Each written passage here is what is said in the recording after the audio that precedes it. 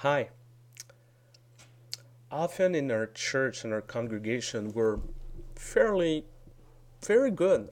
I would say very good to talk about and care for people who are sick, who are struggling. There's often some mistakes. Sometimes there's some mistakes, but usually when someone is diagnosed with cancer, when someone from our congregation is in hospital, someone who died, we're fairly good. Churches are fairly good about this.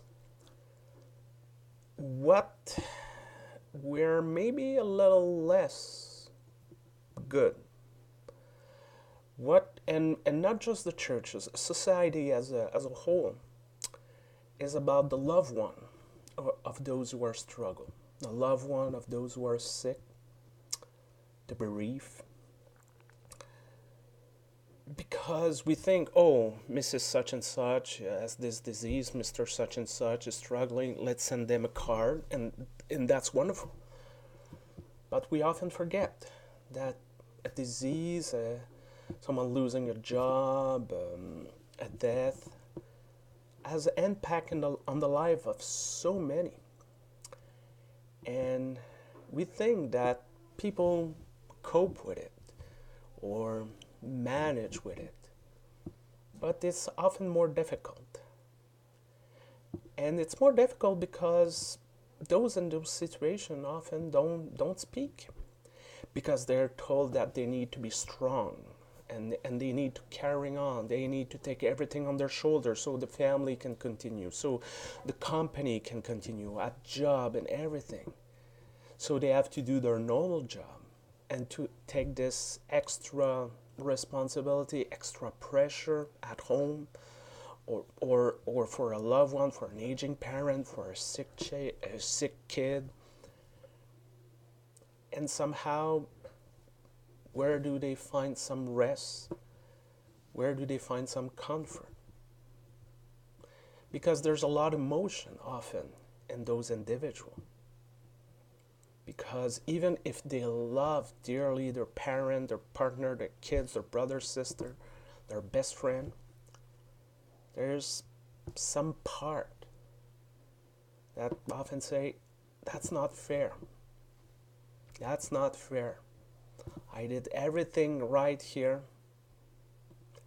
and I'm not sick or I'm not in trouble. My life is affected. I did not sign up for this. I know, for the best time and worst time, all those things, and we're a family, we stick together. We know all of this.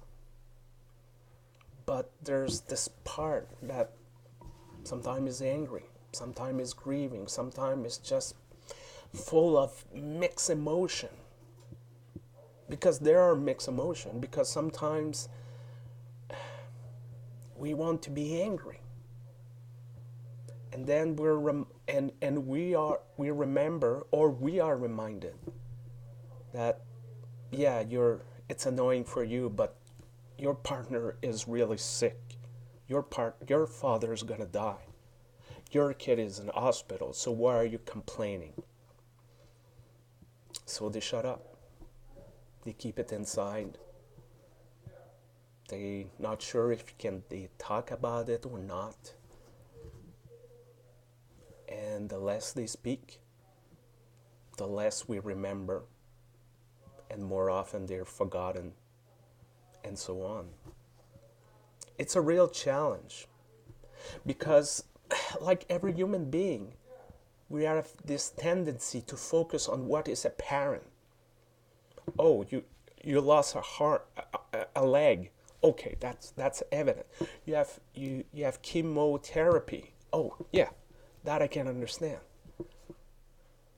You have a mother who is sick. You have to go to the hospital with your kid twice a week for a battery of tests without knowing why your kid is sick. There. Yeah. So when are you gonna be back at work? When are you gonna write this report?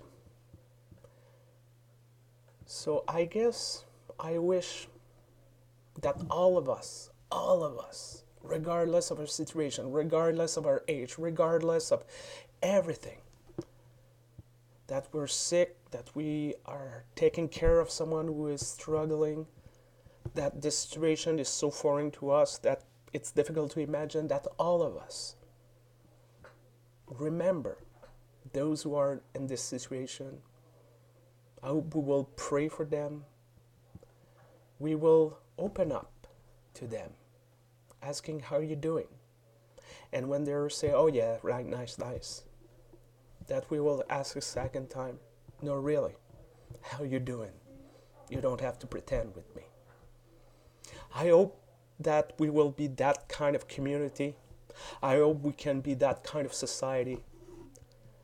I hope that people will be comfortable enough to open to one another and truly share what is inside all of us. Have a great week. Take care of yourself. And I hope to see you soon.